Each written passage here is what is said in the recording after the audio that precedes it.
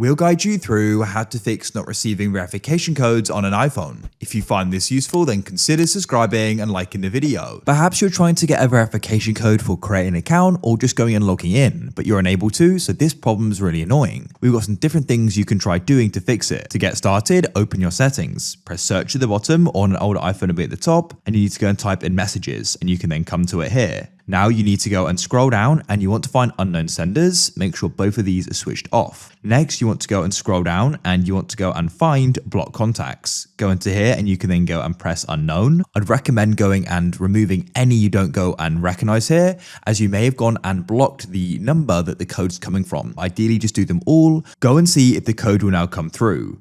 The next thing you can try doing is coming out of here, and you do just want to go and open up the Messages app, as sometimes the notification may have not come through, but it has come here. So go and see if it has. If it has come through, you can go and open up your control center by dragging down on the battery and turning off Do Not Disturb so notifications do come through and you don't go and miss it again. Try turning on airplane mode and then turning it back off in case there's a problem with your network. Doing that will go and reconnect and hopefully it'll then come through. Double check you entered the number correctly, as you may have entered it wrong and that's why it's not coming through.